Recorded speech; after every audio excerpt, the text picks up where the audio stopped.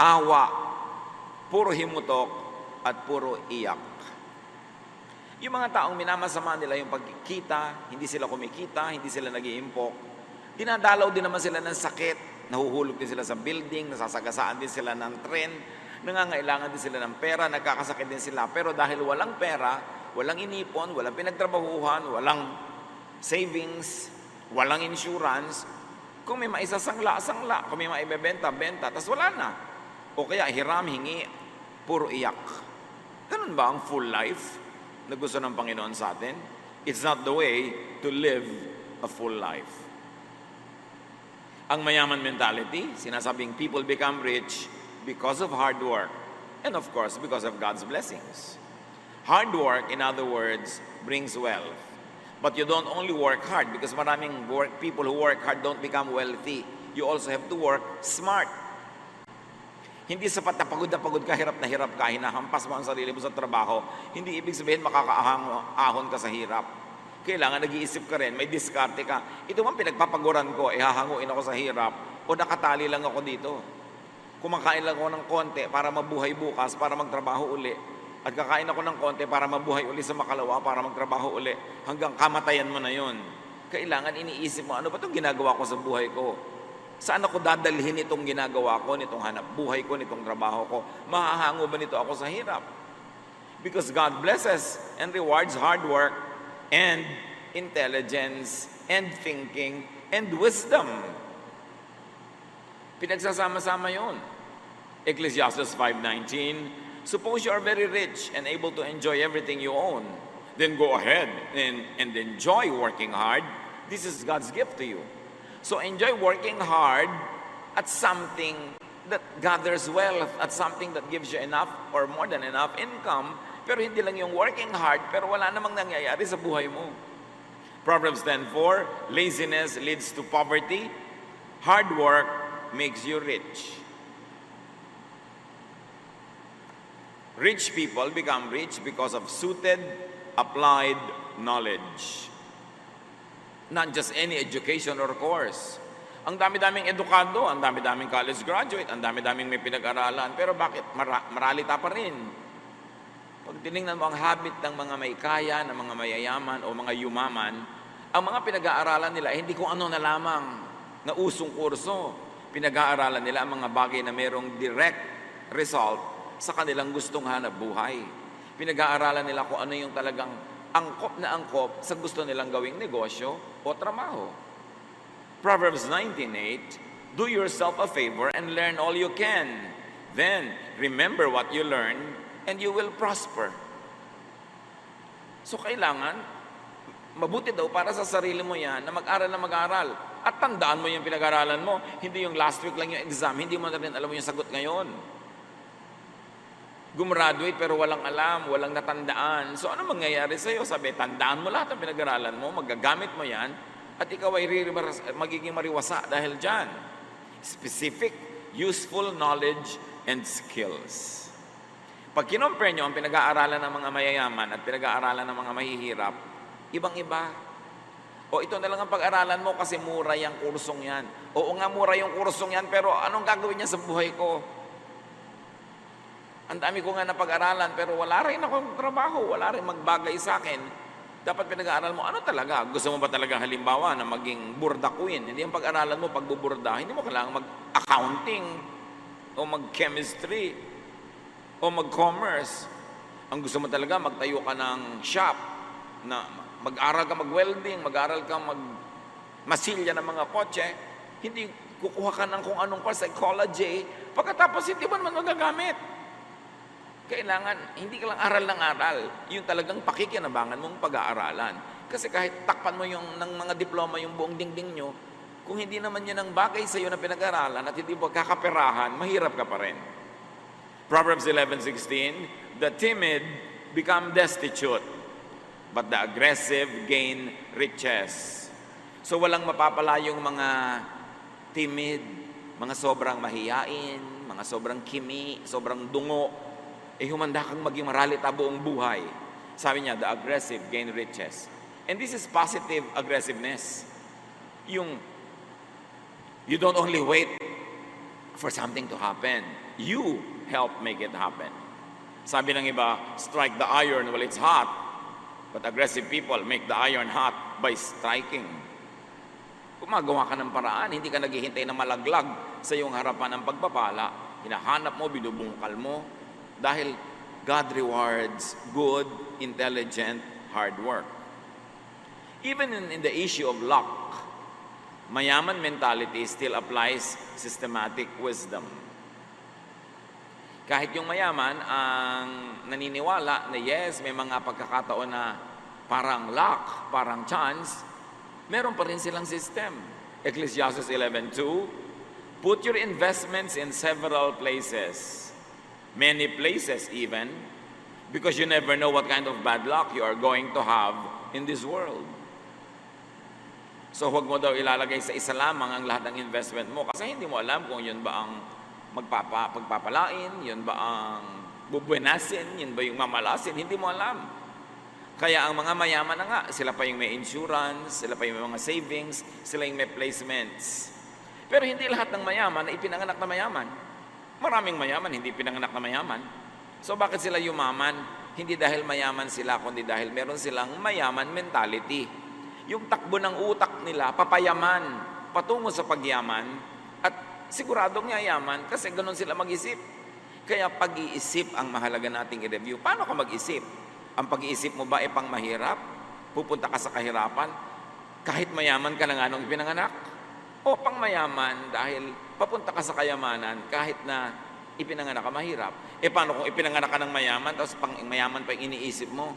Ang pag-iisip. Kaya may mga pamilya na hine-henerasyon, daan-daang taon, sila pa rin yung nagwawagi sa paraan ng pag-iisip. Hindi sa laman ng bulsa pag ipinanganak ka, hindi sa laman ng bulsa nung lumalaki ka, kasi maraming walang kapera-pera nung araw. Sila nang may-ari ng Pilipinas sa pag-iisip. Sa mahirap mentality, rich people are dishonest or bad. Yumaman niya kasi makunat, kasi masamang tao, kasi business is business, wala man lang pakisama. Magganon.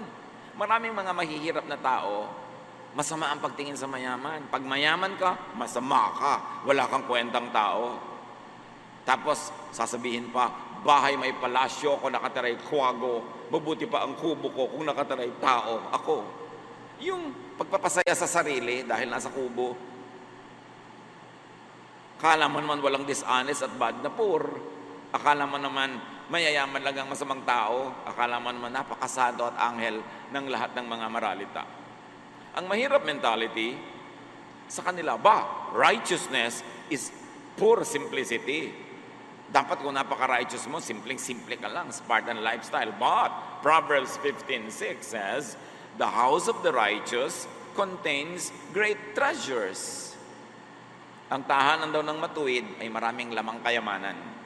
So hindi minamasama ng Biblia ang maraming lamang kayamanan ng bahay mo. Basta righteous ka at napapayaman mo ang sarili mo sa righteous ways. Ang mayaman mentality, rich people are good. Or at least rich people are good at what they do. So rich people are blessed with riches. Proverbs 14:24, wise people are rewarded with wealth, but fools are known by their foolishness, meaning they end up poor. Pag wise ka daw talaga, you will be rewarded with wealth. Kayo mga naggagaling-galingan, ang laki-laki ng pagtingin sa sarili, ang yabang-yabang na siya ay napaka-wise, may pera ka ba? Kasi sabi, kung wise ka, you will be rewarded with wealth. So ano ba ang klaseng wisdom meron ka? Wisdom na pangyabang o wisdom na pang para kumita? To produce wealth, to create wealth. Kasi sabi, you will be rewarded with wealth. Wealth is a reward, not a punishment. Ecclesiastes 2:10, sabi ni Solomon na ubod ng yaman, anything I wanted, I got. I did not deny myself any pleasure. I was proud of everything I had worked for, and all this was my reward. Sabi, bakit? Pinaghirapan ko naman. Kinita ko ito. So sabi ko noon, ang gusto ko, binili ko, kinuha ko, naging akin. Hindi ko pinagkaitan ng aking sarili ng anumang mga kasiyahan sa buhay. Bakit? Pinagtrabahuhan ko naman. Sabi nitong si Solomon, na itong ganitong kind of thinking ay minamasama ng Greek philosophy. Sa Greek philosophy kasi, which had a very strong impact on Jewish culture as well, yung parang masama ang katawan, ang mabuti lang yung espiritu, masama ang sarap, layaw at ginhawa, ang masarap lang yung pagdurusa, yun lang ang tama. That is Greek philosophy that influenced even many people in the churches, in the Christian churches. But that is not a Jesus idea. It is really a Greek idea that influenced many people in Israel. Ecclesiastes 2:10, I got whatever I wanted and did whatever made me happy. But most of all, sabi niya, I enjoyed my work. Do you enjoy your work? If not, you need to be wealthy. You need to have more money so you can do what you want to do that you will enjoy. Wealth gives freedom to enjoy and be happy even with one's work. Ang masarap sa buhay ay yung kinikita mo galing sa trabahong na-enjoy mong gawin, hindi yung nagdurusa ka, kinakamuhian mo yung trabaho mo para ka lang kumita at may ibili ng ulam. Pagka ikaw ay may sapat na kakayanan financially, you can have flexible time. You can have flexible focus and priority, and you will have fulfillment. And wealth can make you a giver instead of a receiver. Wealth can make you a supporter instead of a basket case or a charity case. Wealth can make you a blessing instead of just recipient from other people. Pag dinefine mo what is work, it is what you do. What is play, it is what you enjoy doing. How about getting paid for what you enjoy doing for playing? Ang tao, aasenso, magiging maluwag, masagana, kung ang ginagawa niya ay gusto niya talaga, mahal niya, bagay sa kanya, tama sa gifting sa kanya ng Diyos. Kaya huwag ka lang basta magkatrabaho. Kailangan manindigan ka na at ang gagawin mo yung gusto mo, yung productive ka, yung ikaw ay magiging outstanding, hindi lang ordinary. Pero siyempre, sasabihin mo nga, paano kung wala akong kapera-pera, kapit sa patalim, kahit anong trabaho, tatanggapin ko na. Cycle nga of poverty yan eh. Because when you are doing something you don't enjoy, and when you are doing something you are not cut out for, you will not be excellent. And when you are not excellent, you will not be rich. Kaya kailangan mag-isip ka, paano ako kakawala dito sa paikot-ikot na buhay na dahil wala akong pera, nagigipit ako, tinatanggap ko kahit ano na lang trabaho, at dahil kahit ano na lang, hindi tuloy ka nagiging maluwag, hindi tuloy ako umaasenso, kaya tatanggapin ko na lang lalo kahit ano na lang ipagawa sa akin, paikot-ikot hanggang kamatayan na. Kailangang tumalon palabas sa ganong cycle. Doing what is right for you, doing what is best for you, brings wealth. Because wealth is in excellence, not in mediocrity. At hindi naman ibig sabihin na kailangang may pera ka nung isinilang ka. Tulad nga ng binanggit natin, napakaraming isinilang na walang-wala. Pero dahil sa patuloy, tuloy-tuloy, consistent na hard work, wisdom at blessing ng Diyos, pag pinagsama-sama mo, nakakawala sila sa cycle of poverty. At syempre, ang number one kalaban ng poverty, katamaran, or mediocrity, or pagiging kontento sa okay na yan, pwede na yan, kontento na sa ganun na lang. Proverbs 24:33-34, sleep a little, doze a little, fold your hands and twiddle your thumbs. Suddenly, poverty hits you and everything is gone. Pagparelax-relax, pabanjing-banjing, masarap-sarap, biglang magigising ka isang araw, hubad ka na, sobra ka ng mahirap. Laziness leads to poverty. Sinosolve ng mga tao lagi, bakit maraming mahirap sa Pilipinas? Kasi maraming pamilya sa Pilipinas, ang daming member na tamad. Umaasa lang sa isa o dalawang masipag. Ang daming nakahingi, nakaasa, nakasahod. Kaya maraming poverty. Isa lang yon, marami pa siyempre ibang dahilan. But poverty could actually be the result of laziness. Meron naman hindi lazy pero poor pa rin. Kailangan iba, hanapin anong dahilan. Masipag na nga ako, but poor pa rin ako. So, am I full of wisdom? Am I doing the right thing? Yung bagay sa akin? Ano pa ang kulang? Masipag naman ako. Poverty could actually be the result of accepting it as a fate, as inevitable. Pag tinanggap mong ganyan lang talaga ang buhay, ito na ang aking kapalaran, wala akong magagawa, yan ang mga kanta ng mga hindi aasenso. Hindi mo dapat sinasabing ganyan lang talaga ang buhay, dapat sabihin mong, dapat hindi ganyan ang buhay. Kasi sabi ni Jesus, I came that you might have life and have it to the full. Ba't hindi ako full? Dapat hindi ganito. Dapat mong sasabihin, wala tayong magagawa. Dapat sabihin mo, ano bang magagawa natin at gawin natin? Ganyan lang talaga yan. Dapat sabihin mo, hindi dapat ganyan yan. Poverty could actually be the result of no plan to overcome it. Puro wish, but no definite plan. Lahat naman na naghihirap, inaasam nila na sila ay giginhawa.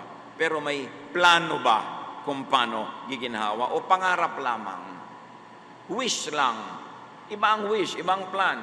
Pag may plan, may definite steps kang gagawin to get out of it. Because when you fail to plan, you plan to fail. Even in a financial way. Dapat lahat ng tao, basta kaya ng katawan, hindi siya sobrang matanda o sobrang bata o siya naman ay malusog, sikapin na hindi lamang kumita ng sapat, kundi kumita ng sobra.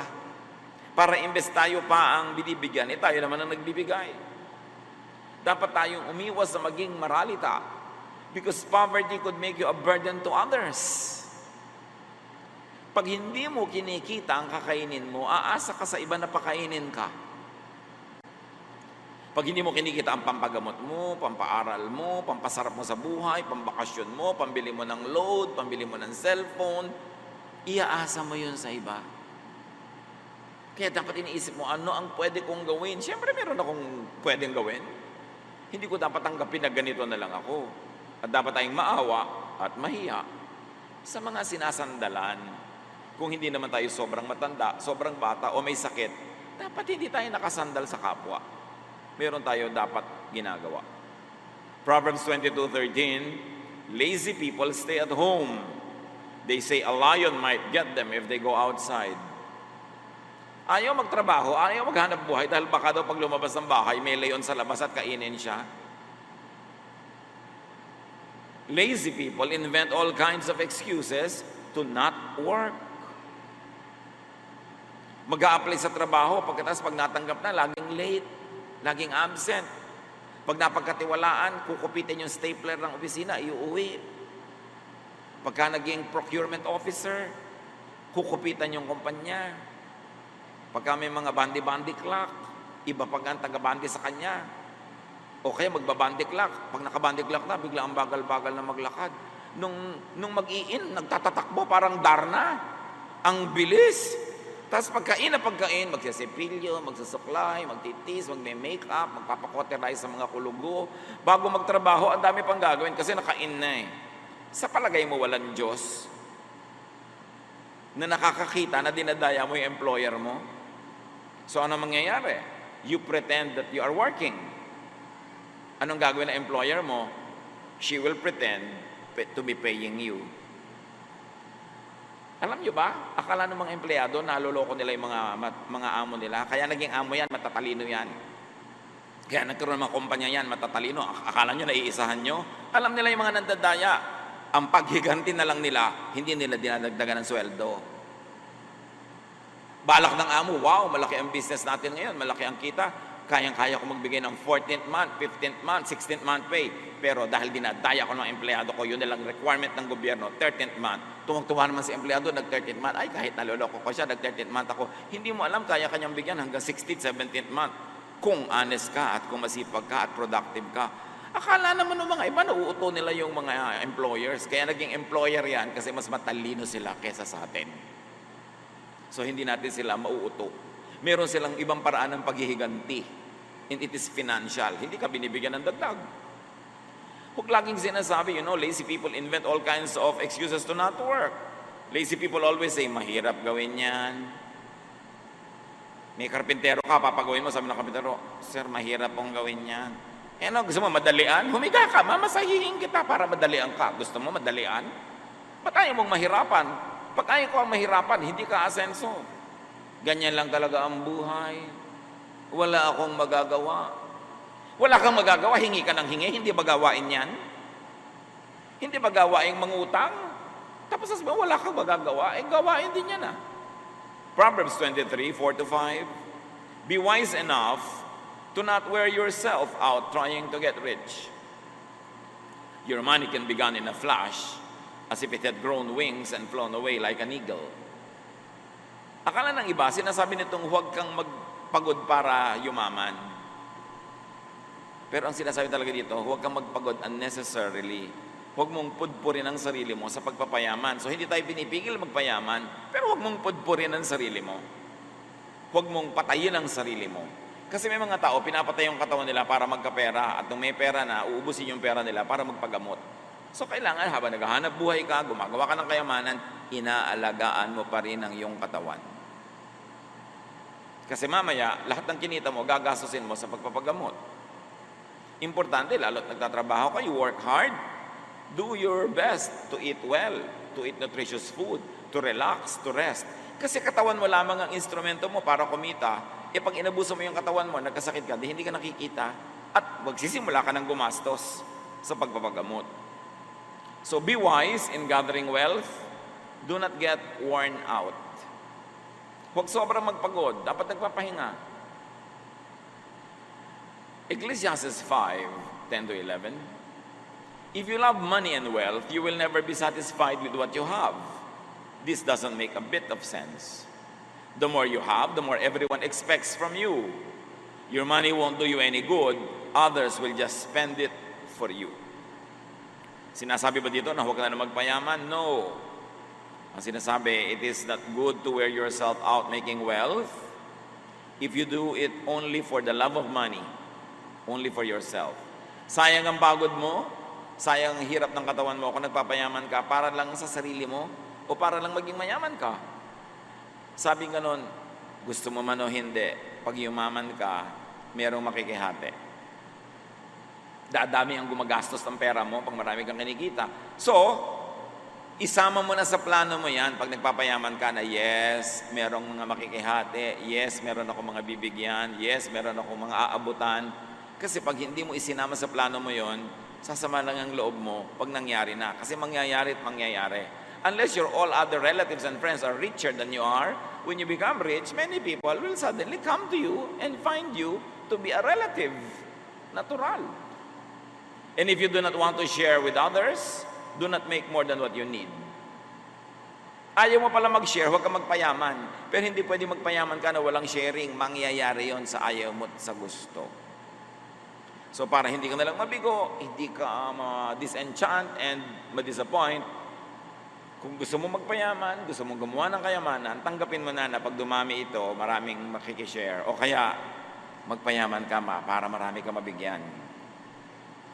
Yung sabi mo, naku, may mga kapatid ako nasakitin, magpapayaman nga ako dahil darating ang panahon, magkakasakit ang mga ito. Siyempre, hindi ko naman matitiis. So ngayon pa lang, magpapayaman ako. Ngayon, pag dumadating na yung sakit, binibigyan mo na ng pampagamot, hindi masama loob mo kasi kasama na sa plano mo yun eh. At yun ang mga planong pinagpapala ng Diyos, hindi lang para sa sarili, kundi para ka maging giver. But why do you want to be rich? So that I can have a lot to give away. Wow, what a beautiful plan. God will definitely bless that when you do hard work and when you do it intelligently. Do not be rich and do not want to be rich. Do not devote yourself to becoming rich per se, just for the sake of being rich. You must have a higher purpose for gathering wealth. And that is to be a blessing to many. Plus, a blessing to yourself. Nabibili mo yung gusto mong bilhin, nakakainan mo yung gusto mong kainin, nabibigyan mo yung gusto mong bigyan, ano pa ang hahanapin mo sa buhay pag nangyayari na yun? Ecclesiastes 6:7, we do all our work just to get something to eat, but we never have enough. Itong isang uri na nagtatrabaho. Nagtatrabaho lang para may kainin. Para lang mabuhay. Pero sabi, pag ganyan lang ang pananaw mo, nagtatrabaho ka lang just to have something to eat, you will never have enough. You have to produce more than what you need. Because if you work just to have enough, you will never have enough. Dapat may plano kang malaki. Huwag yung, magkano gusto mong kitain ngayon? Pag naka-boundary ako, uwi na ako. Ganun naman ang mga sinasabi ng mga nagdadrive ng mga tricycle, ng mga jeep. Yung tindera, ba't nagsasara ka na ang aga pa? Kumita na ako eh. dapat kumita ka ng marami. Kasi pag kumikita ka ngayon, samantalahin mo kasi may mga araw na walang kita. So, kailangan kung kumikita ka, mas dagdagan mo pa. Hindi yung tama na yan, magre-relax na ako kasi kumita na ako. Yung pagka nabubuhay ka para lang kitain yung kailangan mo today, yun ang tinatawag na isang kahig, isang tuka. Bihira na tayo kasi makakita ngayon ng mga manok na kumakahig sa lupa. Pag nakikita natin yung manok ngayon, nasa nasa shelves ng supermarket. Pero pag nakikita mo yung mga manok sa mga probinsya, kumakahig yun, naghahanap ng makakain, isang kahig, may makitang kung ano doon, isang tuka, isang kahig, isang tuka. At hindi dapat ganoon ng tao. Kakain ngayon maghahanap ng uutangin, ngayon naghahanap ng bibilin, nahahanap ng pambili. May sakit ngayon mangungutang ng pambili ng gamot. Kailangan may nakaipon. Siyempre, madali naman sabihin yun, pero hindi naman lahat ng tao kayang gawin yun. Pero ang tanong, kasi hindi mo kayang gawin, tatanggapin mong gano'n na lang, o di ganyan ka na lang, o sige, gano'n na lang. Kailangan ibahin. Huwag kang mga tuwira na, madaling sabihin niya, pero mahirap namang gawin. Lalo namang mahirap na wala kang gawin. Kaya nga ang pinag-uusapan natin mga kapatid, mentality. Nasa paraan ng pag-iisip yan. Bakit may mga magpipinsan, magkakapatid, lahat lumaki sa hirap? Bakit may isa o dalawang umaasenso, yung iba hindi? Tingnan nyo ang dahilan. Ibang mag-isip yung umasenso. Bakit sa isang bayan may umaasenso doon? Ibang mag-isip. Nasa pag-iisip. Kaya dapat nating lupigin yung pag-iisip na negative, yung pag-iisip na talunan, yung poverty mentality. We have to make more. We have to make surplus wealth para makatulong pa sa iba. Sinong tao, lalo dito sa Pilipinas, ang walang kapatid, kamag-anak, magulang, pinsan, kaibigan, na mahirap? Meron tayo niyan. That's why you have to make surplus wealth. Whether you like it or not, kakatok yan sa pinto mo pagka walang pangsali na dugo, pagka walang pambili ng gamot, pagka na ang anak ay na-aresto, nakulong, o nasagasaan, o nalagay sa ospital, pupuntahan ka. Ephesians 4:28, if you are a thief, quit stealing. Be honest and work hard, so you will have something to give to people in need. Yun ay tinuturo sa atin, kumita ka ng higit sa kailangan mo. Dapat may sobra para may pambigay ka sa mga ngailangan. Para may pambigay ka sa sarili mo. Napaka-importante. At pag may pera ka na, lalo't marami-rami naman, abay gumastos ka kapatid. The beauty and power of money is felt only when it is being spent.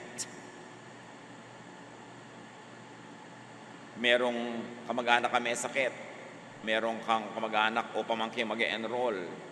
Merong nangangailangan. Wala silang pera. Ikaw naman dito sa lalagyan mo, may mga pera ka nakasalansan. Pag ibinigay mo yung 1,000 doon o 2,000, ang daming magagawa sa buhay niya. Pero pag inipit-ipit mo lang doon sa pagitan ng mga duster mo, wala namang ginagawa yun, nandun lang. Kung ang dami-dami nasa bank, nandun lang, ano talaga ginagawa nun? Wala. Kasi ang kapangyarihan ng pera ay kumikilos lang pag siya ginagastos. Hindi pag itinatago. Yung itinatago mo, para lang so that you feel secure. May konti kang savings. Pero kung puro nakatago, ipit ka lang ng ipit, at maraming ganong tao. Ang dilim-dilim sa bahay, ayaw magbukas ng ilaw dahil ayaw magbayad ng kuryente. May pambayad naman. Kung ano na lang mga inuulam, hangin, hinihigop na lang yung hangin, yun ang ulam. Inaamoy ang ulam ng kapitbahay, sabay subo ng kanin. May pera naman. Why? The beauty of money is in spending it correctly, in a good time, and when you earn it well. Huwag sobrang kuripot. Huwag sobrang ipit ng pera kasi pag namatay ka, makukuha lang yan ng iba. Napaka-importante na marunong ka magtrabaho, marunong ka mag-save, at marunong ka rin gumastos. Sabay-sabay yun para magkaroon ka ng full life. Ano ba ang major teaching ni Jesus tungkol dyan? Matthew 25:20-30. Alam natin yon. Nagkwento si Jesus tungkol sa taong nire-represent ang Diyos. Nagbigay siya ng mga puhunan sa iba't ibang mga tao, iba't ibang halaga. At pagkatapos binalikan niya, kinuwenta niya kung magkano kinita nung ibinigay niya mga puhunan. The servant who had been given 5,000 coins brought them in with 5,000 that he earned. He said, "Sir, you gave me 5,000 coins and I have earned 5,000 more. Wonderful, his master replied, who represents God in the story. You are a good and faithful servant. I left you in charge of only a little, but now I will put you in charge of much more. Come and share in my happiness. So yung Diyos dito sa kwento, tuwang-tuwa na ibinigay niyang 5,000 coins, naging 10,000 coins. Pinakita, dinoble nung pinagkatiwalaan niya. Sabi niya, wow, ang ganda, halika, mag-enjoy tayo. Next, the servant who had been given 2,000 coins came in and said, Sir, you gave me 2,000 coins and I've earned 2,000 more. Wonderful, his master replied. You are a good and faithful servant. I left you in charge of only a little, but now I will put you in charge of much more. Come and share in my happiness. So, nakita natin, hindi lahat ng tao pare-pareho ang ibinibigay ng Diyos sa puhunan. May binigyan ng 5, nagawa niyan 10. Sabi niya, naku, halika, mag-enjoy tayo, I like what you did. May binigyan naman, 2,000 lang. Yung 2,000, naging 4,000. Sabi niya, wow, hindi kalakihan ang binigay ko sa'yo, pero dinoble mo rin. Next time, mas malaki na ibibigay ko sa'yo. Kasi napapadoble mo. Sabi ganun, halika, sumama ka sa aking kasiyahan. The servant who had been given 1,000 coins came in and said, Sir, I know that you are hard to get along with. You harvest what you don't plant and gather crops where you haven't scattered seed. I was frightened and went out and hid your money in the ground. Here is every single coin. So yung isa binigyan ng 5,000, naging 10. Yung isa binigyan ng 2,000, naging 4. Yung isa binigyan ng 1,000 lang. Sabi niya, ito na po, 1,000 nyo. Eksaktong-eksakto, sosoli ko na lang. Hindi ko in-invest, wala akong ginawa. Kasi natatakot ako magkamali. At saka wala naman kayong kwentang tao eh. Bakit ko paparamihin ang binibigay niyo sa akin? So this is the usual attitude of mahirap mentality. Rich people are bad. They become rich for being bad, so why join them in their projects? Ang poverty mentality, money is not meant to be multiplied. It is only to be kept. Ibinaon ng pera, nakabaon, nakaipit lang. At ganun ang talent ng maraming tao na ibinigay ng Diyos, nakabaon lang, hindi nagagamit. Ganun yung kanilang mga karunungan, mga katangian, hindi nagagamit, nakabaon lang. So ikinatuwa ba yun? Uy, sigurista ka, ang galing-galing mo naman. Natuwa ba? The master of the servant told him, You are lazy and good for nothing. You know that I harvest what I don't plant and gather crops where I haven't scattered seed? You could have at least put my money in the bank so that I could have earned interest on it. Nakita niyo yung kwento ni Jesus? Ayaw mo palang i-invest. Ang tamad-tamad mo pala. Negative pala ang attitude mo tungkol sa pera at sa investment. Sana nilagay mo man lang sa bangko, nagka-interest. Dapat yung ibinigay ko sa yung 1,000 last year, ngayon, 1,020 man lang. Alam mo lang sa bangko, 0.05%, 1% lang yan, no? Pero at least may nadagdag. Pero ganito mo isosoli sa akin, wala man lang pakinabang. Parang yung mga nangutang 10 years ago, umutang ng 10,000, binayaran ka ngayon, 10,000 din. 10 years ago, yung nabibili ng 10,000, 5 talong. Ngayon, kalahating talong na lang yun. So, nawala na ng value yung pera ko, ipinagkatiwala ko sa'yo, ipinahiram ko sa'yo, pinampaluwag ko ng buhay mo. So, soli mo sa akin, ganun lang yung face value. Yung economic value niyan, bumaba na.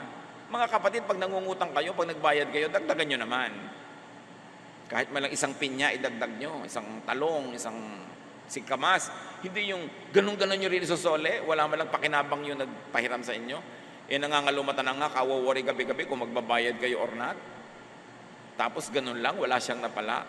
Paano kayo pagpapalain ng langit kung ganun kayo uri mangutang? Hindi kayo blessing sa nagpautang sa inyo. Yun yung nagbabayad pa ha, meron pa nga hindi nagbabayad.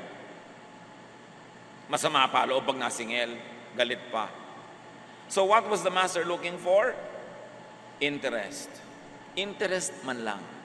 In other words, the God in the story, told by Jesus, would like us to make wealth, to multiply wealth. Kasi paano ka nga magkaka-full life kung wala kang pantustos? Then the master said, doon sa tamad, doon sa hindi nag-invest, now your money will be taken away and given to the servant with 10,000 coins. Yung 1,000 binigay ko sa'yo, hindi mo pinarami. Siya binigyan ko ng 5, naging 10. Akin na yung 1,000 yan, ibibigay ko sa kanya, 11 na ang kanya. Kaya yung rich become richer, yung poor become poorer. Not all the time na ang dahilan ay katamaran. Kumisa naman yung poor became poorer dahil talagang parang nakaramdam ng dagok ng buhay, nagkasakit, nasunugan. Pero ang pinag-uusapan natin dito, those that become poorer dahil tamad, dahil pabaya, dahil hindi nagpapahalaga sa ibinibigay sa kanila ng Diyos. Everyone who has something will be given more, sabi ni Jesus. And they will have more than enough. But everything will be taken from those who don't have anything. You are a worthless servant. You will be thrown out into the dark where people will cry and grit their teeth in pain. Yun ang napala ni tamad. Hindi lang siya nabawian, itatapon pa siya sa labas, sa kadiliman, kung saan magngangalit ang kanyang ngipin dahil sa pagdurusa sa buhay. Mga kapatid, God is fair. Lahat tayo binibigyan niya ng puhunan. Lahat meron. Iba-iba lang. Merong 5, may 10, may 1. Ang tanong, anong ginagawa natin sa puhunan natin? Puhunan, hindi lang pera. Talento, pagkakataon, chances, opportunities. Binavalue ba natin yon? Pag ba may nagtiwala sa atin, talagang pinapasulit natin yung tiwala niya o dinadaya natin? Sorry na lang, nagtiwala siya. Pagka ba merong mapagbigay, aabusuhin natin o lagi na tayong magiging mabait, lalo na kasi mapagbigay siya eh. Pagka ba merong mabait, kakawawain mo, aabusuhin mo o susuklain mo rin ang kabaitan, God is watching. Kung anong ginagawa mo sa binibigay sa iyo, yun ang magdedetermine kung anong ibibigay sa iyo sa susunod. Dahil laging may accounting. The lazy person, the person with a bad and negative attitude toward money, will be deprived. So suriin natin ating sarili. Ako ba ay naghihirap dahil lang talagang nagkataon? Dahil lang talagang hindi pa dumarating yung aking magandang pangyayari? O bunga ba ito ng aking katamaran? Bunga ba ito ng aking pagpapabaya? Kaya ako nababawian. Dapat nating suriin ang ating sarili. Based on their personal attitude and performance, in the story, the rich got richer, the poor got poorer. Huwag laging sisihin ang mahirap yung mayaman. May ginagawa yun na tama, may formula siya na tama, may paghihirap yun na ginagawa, kaya siya yung mayaman. Hindi mo dapat laging sisihin ang iba kung bakit ka mahirap. Ang una mong hanapin, ano ang pananagutan ko, bakit hindi ako maluwag sa buhay? Bakit hindi ako kasing yaman ang gusto ko kesa sa sisihin natin ang sisihin ng iba? Produce surplus money.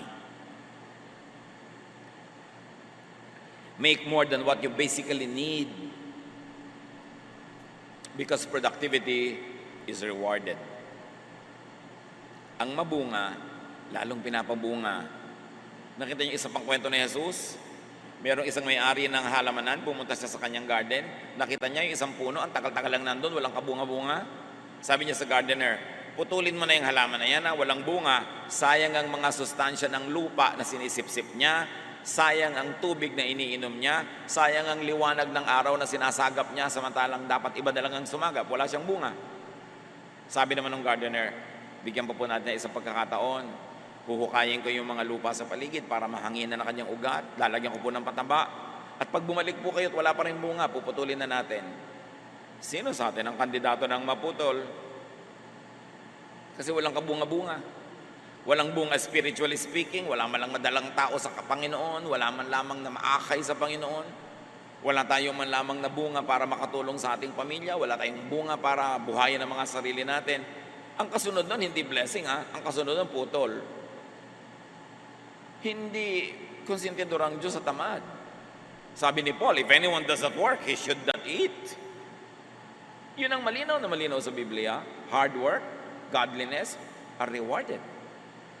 Kailangan masikap. Proverbs 10:15, wealth protects the rich. Poverty destroys the poor. Mahirap mentality thinks rich people are just proud and snobbish. Poverty mentality yan, yung may kamag-anak ka, kaibigan na umasenso, tapos hindi na siya ma-rich. Pag pinag-uusapan nyo, yung pinsan natin na yun, hindi na yun ma-rich. Pag-iisip yun ng mahirap. Mahirap na mentality yun. Hindi nila naiintindihan, rich people are just busy becoming and staying rich. Rich people just want to avoid being bothered by unproductive people.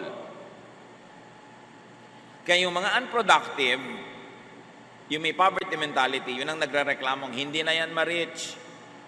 Bakit naman gusto mong ma-rich? Uutang ka, hihingi ka, may kailangan ka sa kanya, kaya gusto mong ma-rich. So matalino siya, bakit naman siya magpapa-rich sa'yo? Di ba common sense? Pag sinabi mong hindi mo na ma-rich, bakit mo pinipilit maabot? May kailangan ka, gusto mong pumitas. At kung matalino ang punong ito, tataasan niya talaga yung mga sanga niya para hindi mo mapitas, kaya hindi mo siya ma-rich. Ganun lang yun. Proverbs 19:4, the rich have many friends, the poor have none. It is the Bible that says it. Bakit ka nga kakaibiganin ng mga tao? Tuwing lalapit ka, umuutang ka. Tuwing lalapit ka, humihingi ka. Tuwing lalapit ka, dumadaing, umiiyak ka. Siyempre, ang mga tao may hangganan ng pagpapasensya. Minsan may problema din sila, malungkot din sila, tapos papalungkutin mo. Pag nakita ka uli, iwasan ka na. Tapos sabi mo, hindi ma-rich. Pagka ang mga tao hindi nagpapa-rich sa'yo, ang tanungin mo yung sarili mo, bakit kaya ako iniiwasan? Nakakasakal ba ako? Nakakaabala ba ako? Kasi kung blessing ka, siguradong lagi kang kasali eh. Bakit ka hindi sinasali? Baka umiiwas yung tao. At hindi lang yon, because people who are excellent would like to be around similarly motivated and productive people. Kaya yung kapatid mo, kaibigan mo, pinsan mo hindi ma-rich. Kasi kung may oras siyang natira, mas gugustuhin niya ang kasalamuhan niya, mga katulad din niya na productive, fruitful, progressive, para makabuti sa kanya at para siya mag-enjoy. Proverbs 13:20, wise friends make you wise, but you hurt yourself by going around with fools.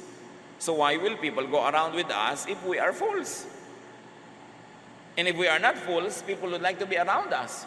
So, tayo ang dapat nating tanungin, bakit ako iniiwasan? Hindi yung siya ang pipintasan mo, mayabang na yan. Kaya umiiwas. Ang tanungin mo, bakit ako iniiwasan?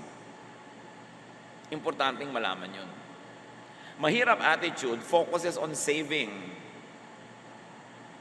Magtipid kayo ng kuryente, magtipid ka ng gas, huwag mo nang initan yung pampaligo mo, kahit mag-inaw, gastos sa gas yan. O, ang tubig, patayin mo. O, sobra ka na mag-sipilyo, ha? Isang baso lamang ang budget sa bawat tubig. Huwag mo nang plansyahin ang damit mo, gastos sa kuryente. Huwag ka na mag-electric fan, gastos sa kuryente. Mahirap people focuses on saving. Mayaman people focus on earning. Bakit ba puro magtipid ang laman ng utak natin? Bakit hindi kumita? Imbes sabihin mo sa anak mo, anak, magtipid ka ng kuryente. Ba't hindi mo sabihin, anak, kumita ka? Ang dami-dami mong oras. Computer ka ng computer, text ka ng text, maghanap ka ng magagawa kahit part-time job. Para, sige, magkuryente ka, 3 electric fan, lunurin mo yung baga mo sa electric fan, pero kitain mo yung pambayad. Huwag tayo lagi magsabing, magtipid, magtipid. Ang sabihin natin, kumita, kumita. Because when you earn more, you can spend more, you can give more, so ba't uubusin mong oras mo sa pagtitipid? Pero siyempre, kung wala kang kinikita, dapat ka magtipid kasi hindi mo alam kung kailan uli may lalaglag na blessing. Pero imbes, puro pagtitipid ang isipin natin, paano kikita ng masigit pa? Proverbs 11:16, the timid become destitute, but the aggressive gain riches. Mag-isip ng pampayaman, hindi mag-isip ng pampadyeta. Proverbs 11:24, some people spend their money freely and still grow richer. Others are cautious and yet grow poorer. Isang hiwaga daw ng buhay yan na dapat natin tanggapin. Bakit meron gasta ng gasta, lalo nagkakapera, meron naman tipid ng tipid, lalo naghihirap? Well, sinong nakakaalam ng ganyan mga bagay? Ang protection mo lang sa ganyan is to just earn more. There is a mysterious path of blessing. There is the time and chance factor in money matter. Talagang may mga bagay na mahiwaga na hindi abot ng isipin ng tao. Sabi ni Solomon sa Ecclesiastes 9:11, Here is something else I have learned. The fastest runners and the greatest heroes don't always win races and battles. Wisdom, intelligence, and skill don't always make you healthy, rich, or popular. We each have our share of bad luck. Sabi niya, hindi naman ko mo magaling ka, mananalo ka na eh. Hindi ko mo talino ka, yayaman ka na. Ang ganon, meron din talagang minamalas-malas. So, hindi ko mo mahirap ka ngayon, ibig sabihin pabaya ka o tamad ka o ikaw may kasalanan. Baka inaalat ka lang. So, ibahin ang timpla ng buhay para matanggal yung alat. Para maiba ang takbo ng buhay. Pero meron naman, hindi ka inaalat, tamad ka kasi. Ganun lang yun. Wala ka, batugan ka kasi, no? Wala kang ginagawa, asa ka lang ng asa. Kaya ka mahirap, gumagastos ka ng higit sa kinikita mo. Hindi alat ang tawag doon. It means you are spending more than what you're earning. So dapat marunong tayong sumuri sa ating sarili. Mahirap mentality uses the body to make money. Hinahampas ang katawan sa trabaho. Mayaman mentality uses money to make the body more healthy. Ano ibig sabihin natin dyan? Iisang katawan. Pag yan lang ang hinahampas sa trabaho, kahit kumita ka, kaya bibigay din ang katawan niya. At ito, ang isa-isang instrument na marami ibebenta mo ang katawan mo sa employer 8 to 5, di ba binibenta mo ito ang katawan mo, gamitin niyo ako, lagay ng mga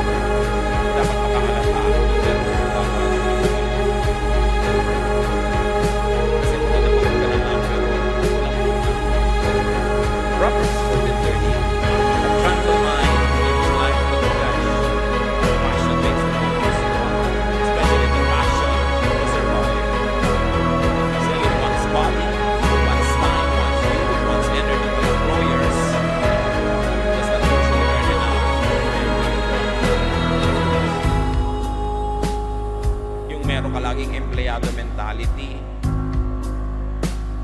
Meron siguro talagang cut out for that, pero meron mga iba, hindi. Kung hindi kayo cut out for that, gumawa kayo ng paraan para magkaroon kayo ng sariling hanap buhay, sariling negosyo, or sideline. No? Kasi nagagastado ang katawan. Minsan makakakita ka ng mga workers, ang lalakas ng katawan, mga construction workers, nauulanan, naaarawan, ang lalakas ng katawan. Pero pagtungtong ng 30, 35, ang tanda na. Marami ng sakit. Kasi yung katawan hindi naalagaan. Alam nyo lalo mga construction worker, ang liit-liit ng kita nila. Pagkatapos, nakatira sila sa mga nilalamok-lamok na lugar habang may construction. Ang kakainin nila, mga kung ano-ano lang. Walang quality of life, walang quality of sleep. Magtatrabaho araw-araw, off lang sila pag linggo. Gaano katagal ang itatagal ng katawan nun? So hindi naman kumita ng malaki, tapos ngayon parang matanda na, may sakit na habang buhay na ngayong alagain, pakainin, hanggang kamatayan na niya yun. Yun ba ang full life? Maraming merong pananagutan dyan, hindi lang yung may katawan, yung economy. Pag sobra namang ang liit-liit magpasweldo halimbawa ng mga employer, kahit kumikita sila, ang laki ng profit, wala man lang profit sharing sa mga empleyado. Talaga ang empleyado nabubuhay lang para magbenta ng kanyang katawan at oras sa employer. Hanggang hindi na siya papakinabangan, tatanggalin na siya, may sakit na siya. Kung wala siyang insurance, tuwing nagkakasakit siya, umiiyak yung asawa sa kapitbahay, nangungutang, nangihingi, na iniiwasan na sila ng mga tao dahil tuwing lalapit sila, may kailangan. Anong klaseng buhay? Kailangan, wag mong tanggapin na gano'n ang buhay. Meron kang gawin, lalo't kaya mo pa. Lalo't bata ka pa. Maiksi lang ang kabataan, maiksi ang lakas. Napakaiksi ng kalusugan, mahaba ang pagkakasakit. Paghirap ka sa buhay, madaling tumanda. madali magkasakit. At dahil tumanda ka at nagkasakit, more kahirapan follows you. It is going in cycles, in circles.